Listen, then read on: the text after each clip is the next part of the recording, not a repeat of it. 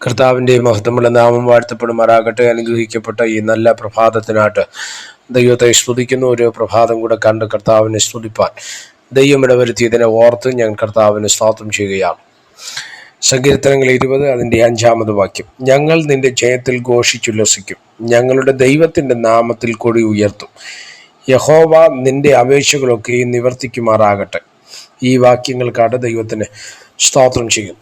ഇവിടെ നമ്മൾ ശ്രദ്ധിക്കപ്പെടേണ്ട അനുഗ്രഹീത ചിന്തയിലേക്ക് നിങ്ങളുടെ ശ്രദ്ധയെ ഇന്ന് പ്രഭാതത്തിൽ തിരിക്കുകയാണ്. 2-3 കാര്യങ്ങൾ ശ്രദ്ധിക്കണം. ഒന്ന്, ദൈവത്താലുള്ള അല്ലെങ്കിൽ ദൈവത്തിൻ്റെ മക്കളായ നമുക്ക് ജയമുണ്ട്. ആരിൽ? ദൈവത്തിൽ. മാനുഷികമായിട്ട് പലപ്പോഴും നമ്മൾ ജയിക്കാൻ ആഗ്രഹിക്കുന്നവരാണ്, അല്ലേ? ഇന്ന് ലോകത്തിൽ നമ്മൾ ശ്രദ്ധിക്കുന്ന സമയത്ത് എനിക്ക് ജയിക്കണം എന്ന് ചിന്തിക്കുന്നവരാണ് പലരും. അങ്ങനെ തോൽക്കുവാൻ ഇഷ്ടമില്ലാത്തവരാണ് മനുഷ്യ സമൂഹത്തിൽ ഏകദേശം നല്ലൊരു ശതമാനം ആൾക്കാർ. എന്നാൽ ഇവിടെ നിങ്ങൾ ശ്രദ്ധിച്ച് തിരുവചനം എന്താ പറയുന്നത്? ഞങ്ങൾ നിന്റെ ജയത്തിൽ ഘോഷിച്ച് ഉല്ലസിക്കും. അതിൻ്റെ അർത്ഥം എന്നത് വേദപുസ്തകം നമ്മളെ പഠിപ്പിക്കുന്ന ഒരുപാട് ചിന്തകളുണ്ട് ദൈവത്തെ പ്രതി.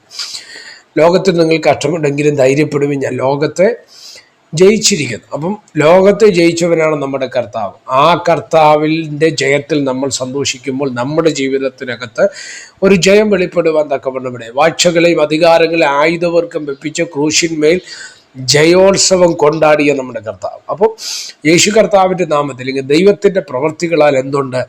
ജയമുണ്ട്.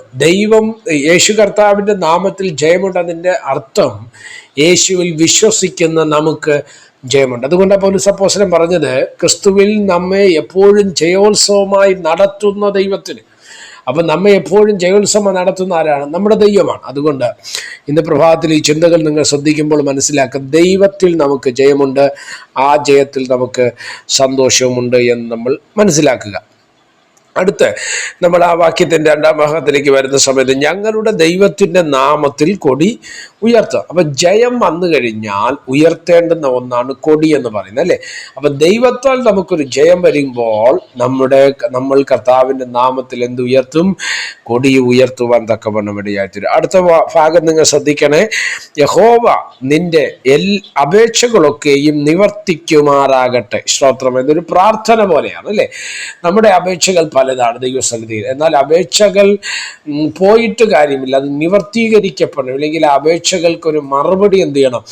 ഉണ്ടാകണം എന്നുള്ളതാണ് ഈ വാക്കിൻ്റെ അർത്ഥം എന്ന് പറയുന്നത്. എന്നാൽ ദൈവത്താൽ സങ്കീർത്തനക്കാരൻ ദാവീദ് പറഞ്ഞു, നിന്റെ അപേക്ഷ ദൈവം നിവർത്തിക്കുമാറാകട്ടെ എന്ന് പഠിപ്പിക്കുമ്പോൾ ആ ചിന്തകളിലേക്ക് നമ്മൾ കടന്നു വരുമ്പോൾ ഒരു കാര്യം നമ്മൾ തിരിച്ചറിയുക, നമ്മുടെ ജീവിതത്തിനകത്ത് നമ്മൾ നേരിടുന്ന ക്ലേശങ്ങൾ, നമ്മൾ നേരിടുന്ന ബുദ്ധിമുട്ടുകൾ, നമ്മൾ നേരിടുന്ന പ്രയാസ സങ്കീർണത അവസ്ഥകൾ നമ്മുടെ ജീവിതത്തിൽ കടന്നു വരുമ്പോൾ നമ്മൾ ദൈവസന്നിധിയിൽ അപേക്ഷിക്കുന്ന എല്ലാ അപേക്ഷകൾക്കും മറുപടി തരുവാൻ കഴിവുള്ള ഒരു ദൈവം നമുക്ക് വേണ്ടി ഉയരത്തിലുണ്ട് എന്നുള്ള കാര്യം നമ്മൾ മറക്കരുത്. അതുകൊണ്ട് പ്രാർത്ഥനയിൽ നമ്മുടെ ജീവിതത്തെ മുന്നോട്ട് കൊണ്ടുപോകാൻ ആഗ്രഹിക്കുക. നമ്മുടെ അപേക്ഷകൾക്ക് മറുപടി തരാൻ ദൈവം വിശ്വസ്തനാണ്. പ്രാർത്ഥിക്കുക. പരിശുദ്ധനായ ദൈവമേ, സ്വർഗീയ നല്ല പിതാവേ, സന്ദേശത്തിനായിട്ട് നന്ദിയോടെ കർത്താവിന് സ്തോത്രം ചെയ്യുന്നു. സന്ദേശം കേൾക്കുന്ന എല്ലാ പ്രിയപ്പെട്ടവരെ തൃക്കരങ്ങൾ തരികയാണ്. അവിടെ നിന്ന് ചെറുകടിയിൽ മറച്ചാട്ട് മഹത്വം അങ്ങേക്ക്. യേശു കർത്താവിൻ്റെ നാമത്തിൽ പ്രാർത്ഥനകളെ കേൾക്കണം. സ്വർഗീയ നല്ല പിതാവേ, ആമേൻ. എല്ലാവരെയും ദൈവം അനുഗ്രഹിക്കട്ടെ. God bless you.